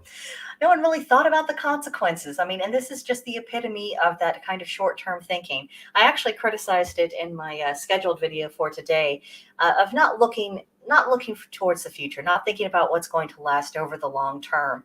And of course, the opposition doesn't have anything, because it's just about an exercise of power. It's about them getting immediate gratification for whatever else that it is. And it's not even about emotional fulfillment for them, because clearly, if they were concerned about emotional fulfillment, at some point they would have had enough introspective capacity to look within and say, you know what I've been doing and what I've been saying and believing in, that hasn't really worked. So if they cared about emotional fulfillment, they would have already have changed their behaviors, but they haven't. They're doubling down. I know it's true that misery loves company, and people sometimes, if they're suffering, all they really want to do is make sure that people they don't like is suffering too. I mean, that could account for how much, but it's a question of percentages. What percentage of all of this is motivated by that impulse, and what if it's something else? And as for the thinkers amongst them, and I am using the term think very loosely, so don't come for me. What do they think they're going to gain? How does this work out well for them? How does this help them secure their power? Are they thinking that, by 24, we'll be in the throes of a hideous economic collapse that they'll be able to blame on Trump, and then, come out with this whole, we're the fighters for the common man bit, and then, regain power that way? Is that what they're thinking? Because I think that's going to be a pretty hard sell, because even people who are in cities, and people in cities tend not to like Trump in general. It's just not really who he happens to have appealed to in the elections. A lot of them may not particularly like him, but they said, I had a lot more money in my pocket back then. And at the end of the day, people are going to be concerned about, how am I putting food on the table? Can I pay rent? Are my kids okay? Am I okay? At a certain point, practical reality does intrude. So I'm not sure if the full communist pitch would actually be resonating with people. I mean, not after this. I don't know. But I surely do appreciate everyone for being willing to hang out with me as I was just talking aloud, talking with you and getting some of this off my chest. And, it helps me organize my own thoughts. And I hope you don't feel too black-pilled. I mean, this isn't a fun day, but I hope you don't feel, too black-pilled. There is hope. There are things we can do. And Amanda has a very encouraging thought that she'd like to share. She says, Trump is currently becoming a new folk hero for our times, the new Robin Hood. Yes, I agree. He isn't just the man anymore. He's the symbol. And Glenn Beck was actually talking about this earlier. I don't know if it was on his own show, if he was on Tucker or whatever else that it was, but he was saying that part of the issue is what he symbolizes. And what he symbolizes is something of, with perseverance, I can do it. With hard work, I can make it. If I do things smart and I have boldness and I seize the day and take my moment, I can accomplish something. I can do things. I can be a shaper of my own fate. Because I do think there are people who, however depressed and demoralized, that concept of once again having the reins over their own lives. Being able to be the ones who make choices, to know that they're not acting under duress or in response to some kind of fear or a threat of punishment, but that they are actually making choices and thinking and looking at him and seeing just a glimmer of that world where you were making choices and it really was up to you and you weren't having to fight the entire system. I think that has a great deal of appeal, and I think we can capitalize on that. Gandalf, if you're still listening, if you find any Robin Hood images that you could combine with Trump, that might be another good idea. Gandalf has been making memes lately in support of Trump. And that's really a good form of protest, because we can't all go to New York. We can't all be at these places. And of course, it is very risky to be there because we know how we'll be treated, if the opposition arrests us. I mean, J6 is a pretty clear shot across the bow on that. I'm not saying that people shouldn't. I'm just saying be smart. But another way that all of us can protest is, through social media. Flood, Twitter and Truth Social. Let's see, Minds and Getter, Gab, any of these places. Just flood it with things in support of Trump. Make it, start making the case. If you were soft on him before, but you don't like what's happening, say that. Let's make our voices heard, because people are starting to count noses on social media. And while social media and real life aren't always the same, they are becoming increasingly intertwined. So let's use it to our benefit. I mean, goodness knows that's the only reason why I'm on all these wretched platforms. I mean, please, I'm an introvert. Do you think I would be doing any of this if I didn't think it was absolutely necessary to do? No. I have better ways to spend my time, but we live in the world that we live, and one must do one's duty as a citizen. So yeah, make some noise. And stop being so afraid. The opposition is going to do terrible things if they can get away with. And, I don't know about you, but I'd rather be hung for a lion than a lamb. If they're going to take umbrage with something, I'd rather be something that I actually did as opposed to something that they imagined.